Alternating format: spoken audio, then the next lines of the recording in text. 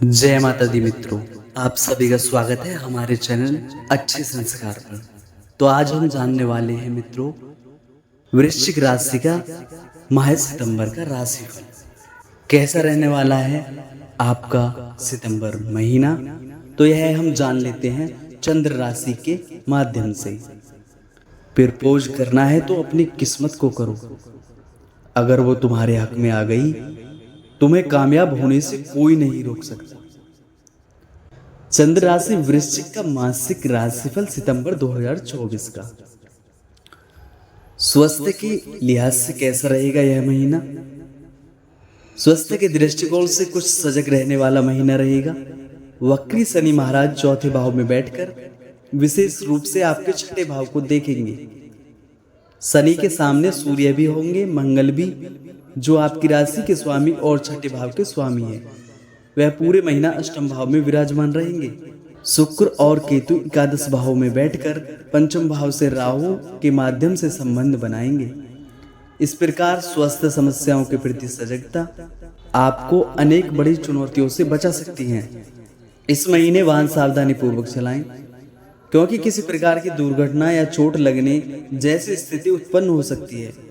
आपको रक्त जनित समस्याएं, अनियमित रक्तचाप या ऐसी ही कोई समस्या परेशान कर सकती है, इसलिए आपको सावधानी बरतनी चाहिए। महीने के उत्तरार्ध में विशेष रूप से अंतिम सप्ताह के दौरान त्वचा संबंधित कोई समस्या हो सकती है, और करियर की दृष्टि से यह महीना आपको कोई विशेष सफलता प्रदान कर सकता है। दसम भाव के स्वामी सूर्य महाराज विराजमान रहेंगे, जो अपनी राशि के होकर और दिग्बली होकर आपको विशेष सफलता प्रदान कर सकते हैं। नौकरी में आपकी स्थिति को प्रबल बनाएंगे। अन्य लोगों से आपकी प्रशंसा अधिक होगी। आपको अधिक मान सम्मान और पद प्राप्ति का योग बन सकते हैं। पदोन्नति की दौड़ में आप सबसे आगे होंगे और ईश्वर की कृपा से आपको अच्छा पदोन्नति का लाभ भी मिल सकता है।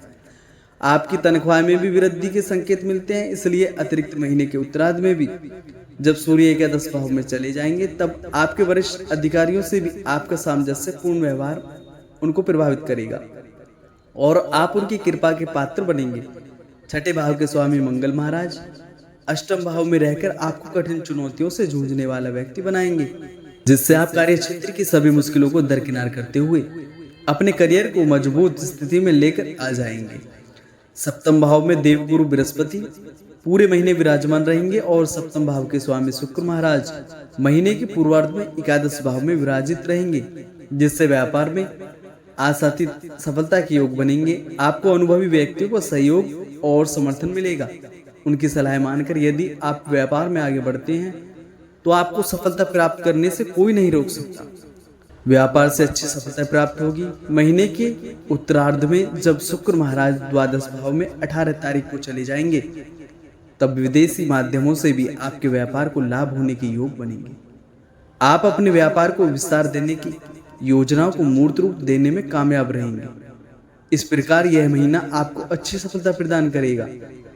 महीने के उत्तरार्ध में सरकारी क्षेत्र से संबंधित कोई व्यापार आपको विशेष लाभ प्रदान कर सकता है।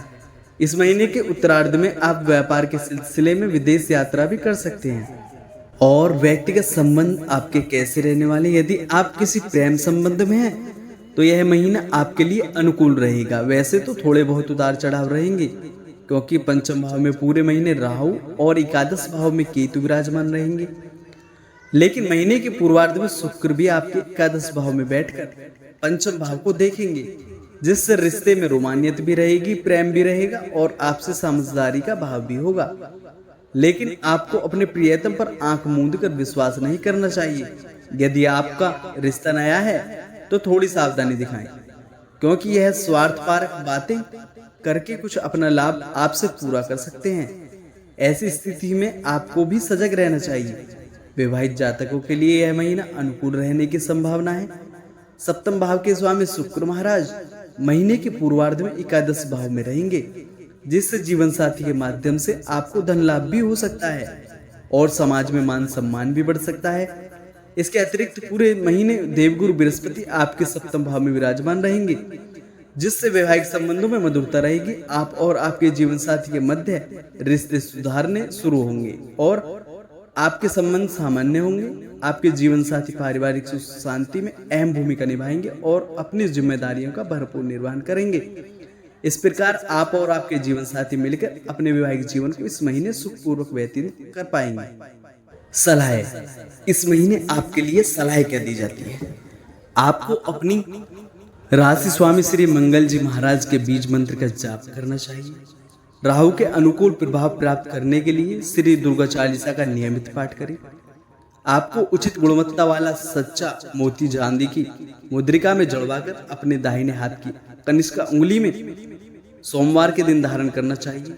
श्री शिव रुद्राभिषेक संपन्न करने से आपको सभी प्रकार का लाभ प्राप्त होगा।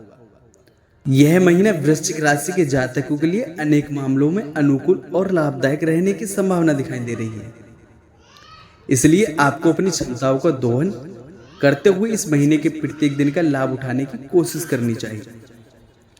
स्वास्थ्य के मामले में जरूर आपको ध्यान देना पड़ेगा, क्योंकि राशि स्वामी और छठे भाव के स्वामी मंगल महाराज अष्टम भाव में पूरे महीने विराजमान रहेंगे। इसलिए वाहन चलाने में सावधानी बरतना और स्वास्थ्य समस्याओं, विशेष रूप से रक्त जनित समस्याओं के प्रति सावधानी बरतना अपेक्षित है। यदि आपके करियर की बात करें तो इस महीने नौकरी में विशेष सफलता मिल सकती है। आपके क्रियाकलाप आपको अन्य लोगों से आगे रखेंगे और नौकरी में आपकी स्थिति को प्रबल बनाएंगे। आप पदोन्नति के प्रबल दावेदार बनेंगे। व्यापार करने वाले जातकों को भी किसी अनुभवी व्यक्ति का भरपूर सहयोग और समर्थन मिलेगा, जिससे व्यापार में भी आशातीत सफलता प्राप्ति के योग बन रहे हैं। प्रेम संबंधों में उतार चढ़ाव के बावजूद प्रेम और रोमांस के योग बनेंगे, जो आपके रिश्ते को बनाए रखेंगे।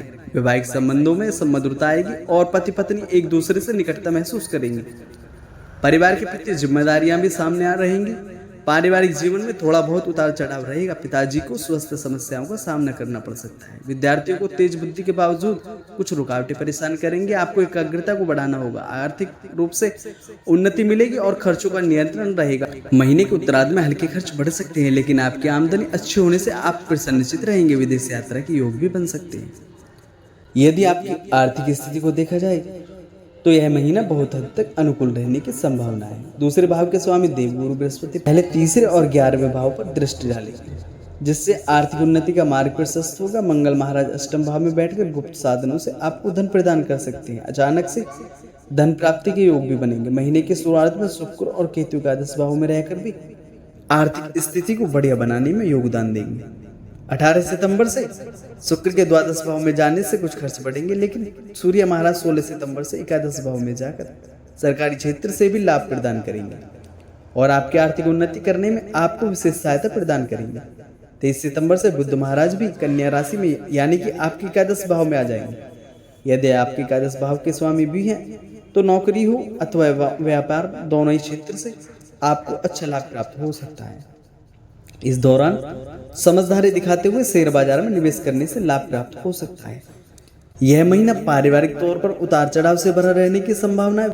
वैसे तो दूसरे भाव के स्वामी देवगुरु बृहस्पति सप्तम भाव में विराजमान रहकर आपके तीसरे भाव, प्रथम भाव और एकादश भाव को देखेंगे, जिससे परिवार को संभालने में आपका योगदान अहम हो जाएगा और आपके जीवन साथी की भूमिका भी महत्वपूर्ण रहेगी और वह भी अपना पूरा योगदान देंगे। लेकिन अष्टम भाव में बैठे मंगल महाराज की पूर्ण दृष्टि दूसरे भाव पर होगी, जो कुटुंब के मामलों में कुछ गर्मागर्मी बहस भी करा सकती है। इसके बावजूद भी आप अपने पारिवारिक जीवन को संभालने में कामयाब रह सकते हैं। चतुर्थ भाव में पूरे महीने शनि महाराज वक्री अवस्था में विराजमान रहेंगे, तो दसम भाव में महीने के पूर्वार्ध में अपनी राशि के सूर्य महाराज विराजमान रहेंगे। इससे माता पिता को कुछ स्वास्थ्य समस्याओं का सामना करना पड़ सकता है। हालांकि यह परिवार की आर्थिक उन्नति का समय भी होगा और परिवार में कोई नई संपत्ति भी आ सकती है।